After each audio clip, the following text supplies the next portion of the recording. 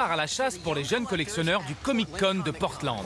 Portland est une ville jeune, branchée. Cette fois-ci, je prends un risque en apportant des objets collector ultra rares des années 90. Des tortues géantes! Ils me parlent japonais? Ils se vendent 10 000 $. Je les prends tous. Est-ce que je ferai 20 000 $ de vente? Je veux ce Power Ranger. Ou est-ce que je me laisserai distraire par une superstar des comics? Stan Lee. Je voulais te parler. Je m'appelle Jordan Embro. Je collectionne et rachète des jouets depuis plus de 25 ans. J'ai trouvé ce que je voulais. Je ratisse les États-Unis. Vous savez combien ça vaut, ça? Enquête des trésors cachés dans vos coffres à jouets ou bien dans des brocantes, des ventes aux enchères et des conventions. J'ai touché un jouet à 17 000 $. On m'appelle Toy Hunter, le chasseur de jouets.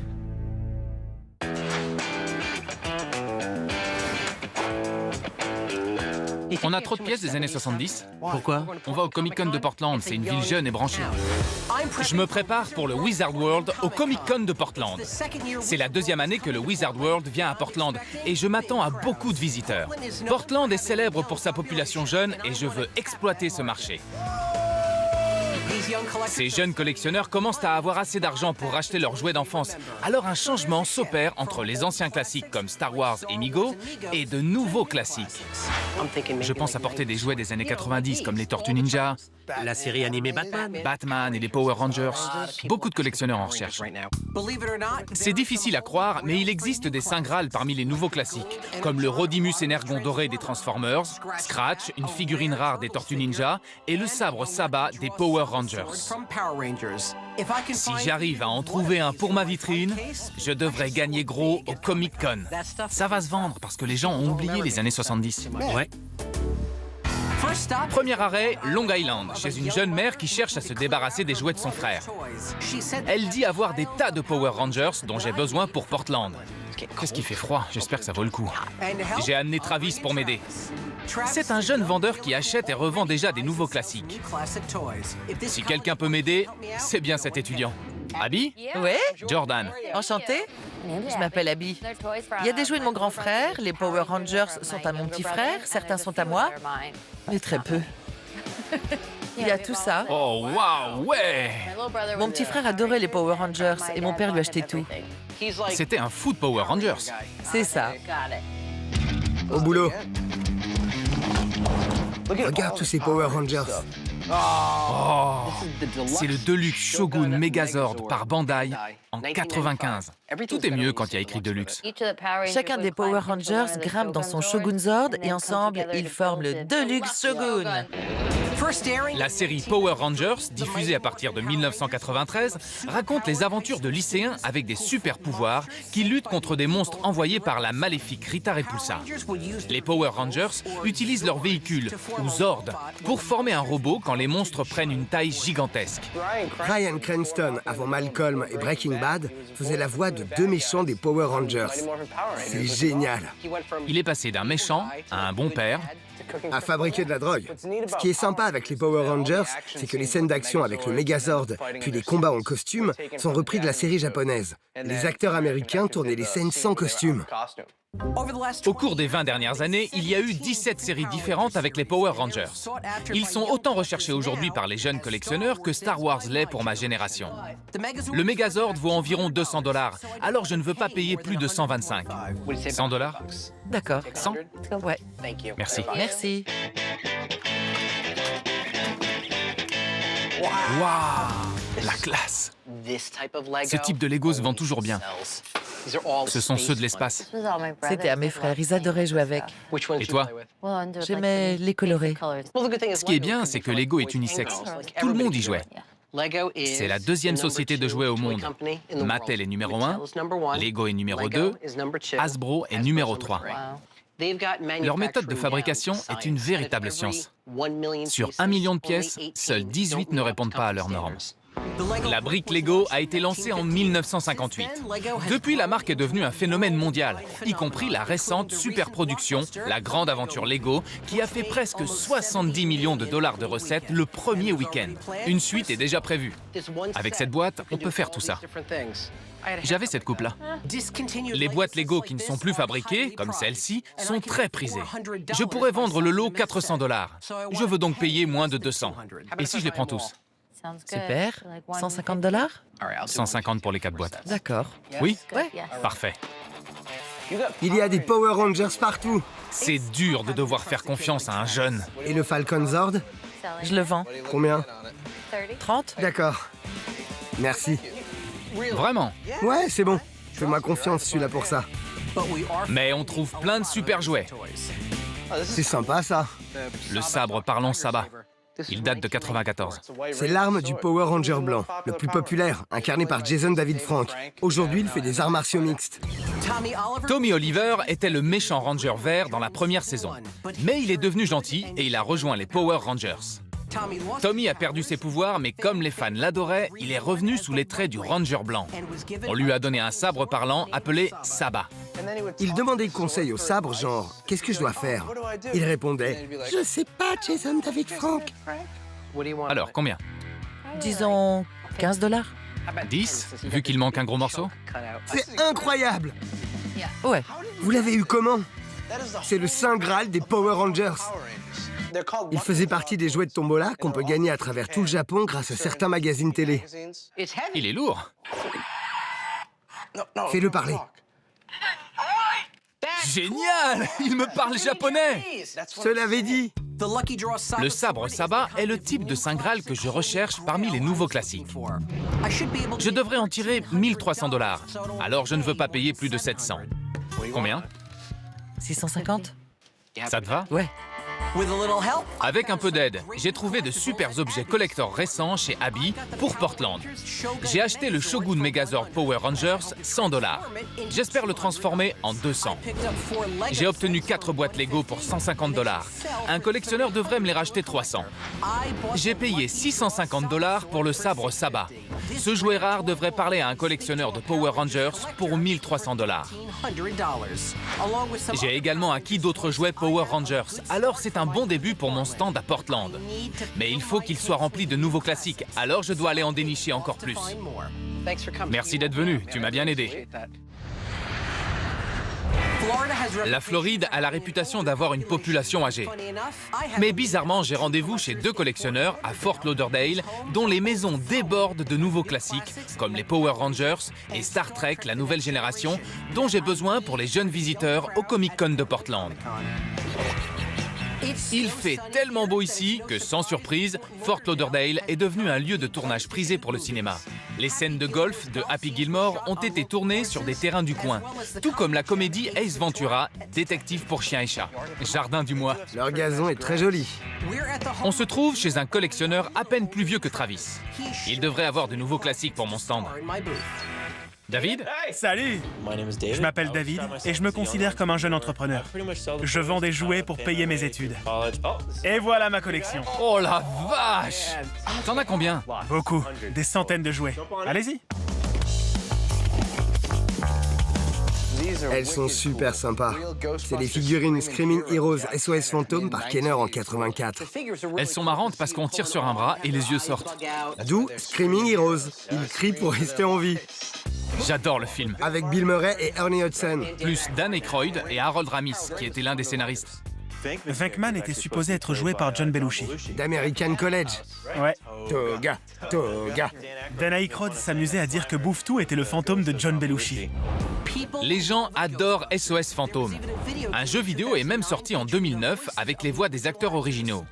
Je pourrais vendre le lot 300 $. Alors je ne devrais pas payer plus de 200. 10 en tout, 175? D'accord, 175. Super. Il y a des pièces très sympas. C'est les figurines du dessin animé Police Academy par Kenner en 88. C'était sur les rebuts de la police. C'était leur dernier recours. On n'a qu'à rejoindre la police, ça doit pas être bien dur. Le premier film, Police Academy, est sorti en 1984.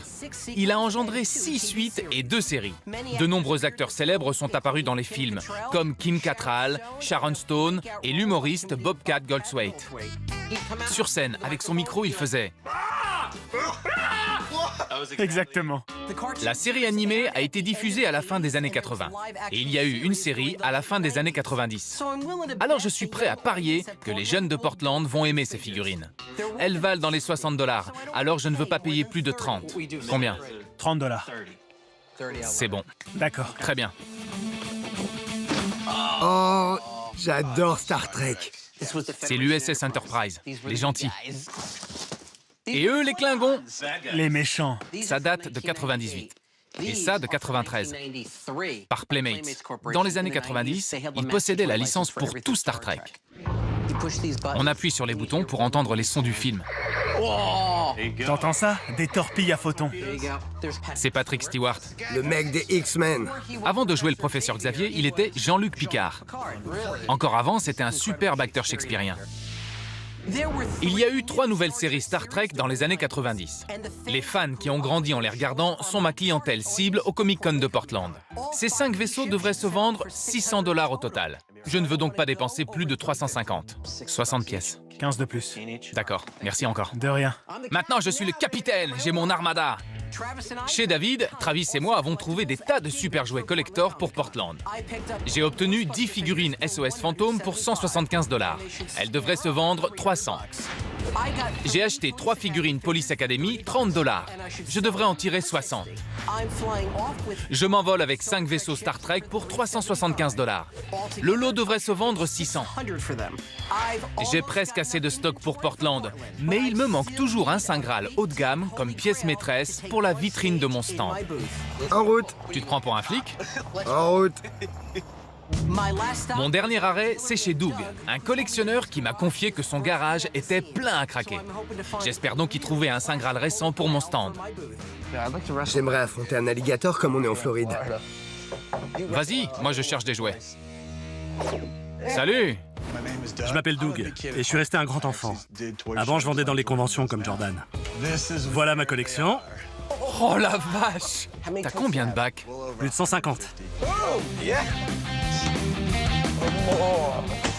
Ah tiens, Doug nous aide. Ouais.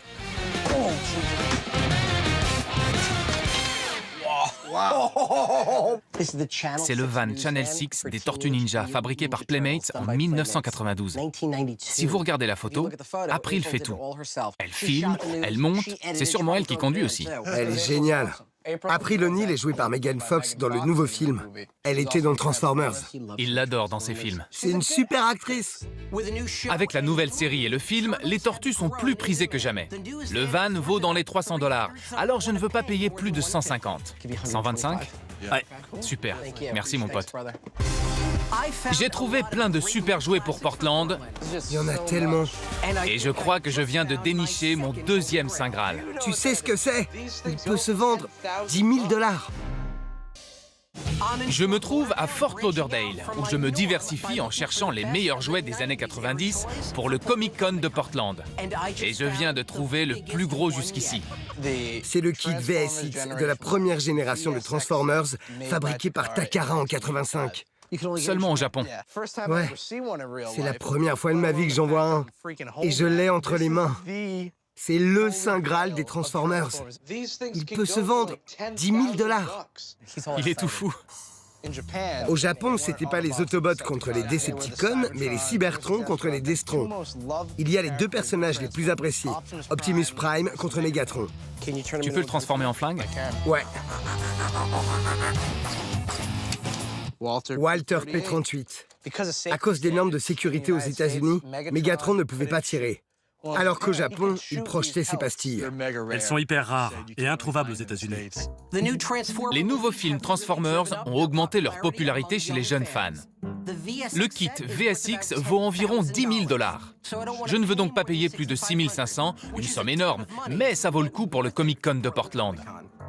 6 500 $. 7000? D'accord pour 7000. Super. Petit, c'était l'un de mes films préférés. Le géant de fer, produit par le studio Warner Bros. Ouais, je me souviens. Il est sorti en 99. C'est un super film. C'est un jouet Trendmasters. C'était un robot gentil. Oui, il devient ami avec un petit garçon. Ah ouais. L'armée le prend pour une arme. Et à la fin, il se sacrifie pour arrêter une tête nucléaire que les militaires ont lancée pour le tuer. J'ai jamais vu le film. Merci de m'avoir gâché la fin. Désolé. Je sais que c'est un film d'animation. Jennifer Aniston fait la voix de la mère. Et Vin Diesel, la voix de... Du père. Non, la voix du géant de fer. Ouais, il est trop génial. Tu as la boîte? Non, mais si tu le retournes... Il marche? Ouais. Il parle? Ouais. C'est mon ami. Oh, regarde! Ouais, et en plus, sa bouche s'ouvre. Il est trop cool. Oh, miam! On dirait Yoda, il est sympa. Il y a un problème. C'est qu'emballer vaut dans les $300. 255. Si tu veux, Emballé comme neuf. mais seul, je sais pas. Moins de la moitié. Combien t'en veux? $80? Ouais, d'accord. Génial. 80. Ouais, c'est pour la bonne cause. Ça te va? Ouais. Ouais, 80. Merci beaucoup. Merci à toi. Il est cool. La visite chez Doug a vraiment porté ses fruits. Des nouveaux jouets classiques qui rendront super bien sur mon stand. J'ai acheté le van d'April, $125. Un collectionneur chanceux devrait repartir avec pour 300. J'ai également trouvé un Saint Graal pour ma vitrine. Le kit VSX Transformers, très rare, à $7000. Un fan de Transformers devrait me le racheter 10 000. Avec tout ça et tout ce que je vais prendre au magasin, j'ai enfin assez de stock pour épater les jeunes visiteurs au Comic-Con de Portland. Portland, dans l'Oregon, la ville des roses. La rumeur veut que plusieurs personnages des Simpsons tiennent leur nom des rues de Portland, comme le maire Quimby et le révérend Lovejoy. Et ce n'est pas loin de la maison qui a servi de décor à l'un des classiques de 1985, les Goonies. Elle n'a pas changé. Est-ce que tu crois qu'il nous prêterait une carte au trésor? Pour le Comic-Con, j'ai amené Dave. C'est un pro des conventions et mon Goonie personnel. Direction le Comic-Con. Il n'a que 2 ans, mais le Wizard World de Portland est déjà impressionnant. J'ai même entendu dire que Stan Lee, le co-créateur de Spider-Man, est dans les parages. J'espère que les jeunes visiteurs seront épatés par mon stock de nouveaux classiques. Je vois des Lego, des tortues, mais pas de Star Wars ou de Mego classique. Ça change de ton stand habituel. J'ai apporté des jouets récents. J'espère qu'ils vont plaire, sinon je suis cuit. Si les nouveaux classiques ne se vendent pas, je vais perdre de l'argent. Mais j'ai un plan B. T'as vu cette pièce japonaise? Je la mets devant, en vitrine. Mon objectif de vente est de $20 000. D'accord. Il faut que je vende ce kit.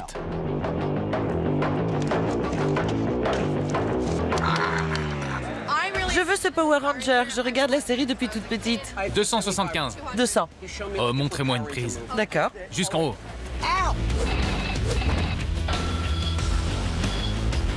Ouf, les nouveaux classiques se vendent comme des petits pains. Et de 15. Vous voulez un sac? Le kit VSX Transformers très rare attire aussi l'attention. Il est à combien? 10 500. Oh non! Mais pas les acheteurs. Si ces nouveaux classiques des années 90 continuent de se vendre aussi bien, ce n'est pas grave. Du moment que rien ne vient me déconcentrer. Salut, Jordan. Stan Lee! Sans lui, les comics Marvel n'existeraient pas. Avec Jack Kirby, Stan a créé des personnages Marvel comme les Avengers plus populaires que jamais aujourd'hui. Je voulais te parler. Je veux acheter une pièce aux enchères de ce soir. D'accord. Je peux pas rester si tard. Et tu es le seul à pouvoir me l'acheter. Montrez-la-moi. C'est la zone de présentation. Ouais, je veux ce Captain America par Neil Adams. Il est magnifique. Il me le faut. Tu dois me l'acheter. Ne me déçois pas. Je le veux. C'est bon, je m'en occupe personnellement. Merci. Merci à vous. Stan m'a demandé de ne pas dépasser 15 000 $. Mais je veux l'épater en obtenant le prix le plus bas possible. Il a plus de 70 ans de contact dans le monde des comic books, alors avoir Stan Lee dans ma poche, c'est un gros atout pour mon métier. Dans ma tête, ça a fait boum! T'as fait ça 1000 fois. C'est pour Stan Lee, je dépense son argent.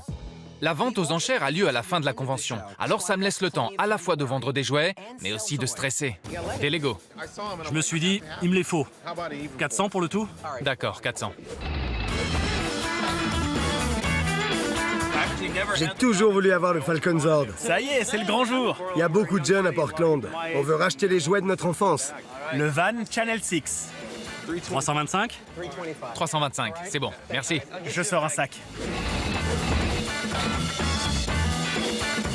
Power Rangers et Tortue. Ouais, à Portland, ma stratégie fonctionne. Les nouveaux classiques se vendent bien et j'ai presque atteint mon objectif de vente. Salut Jordan. C'est Jason David Frank, le premier Power Ranger vert. Il a même repris son rôle de Tommy Oliver dans la saison 2014. T'as fait combien d'épisodes? J'en ai fait plus de 200 au total.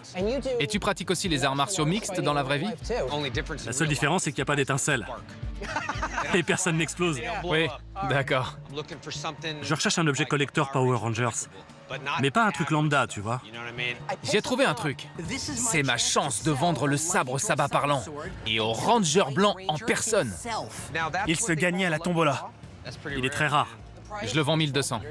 Il n'a pas de prix pour moi. Marché conclu.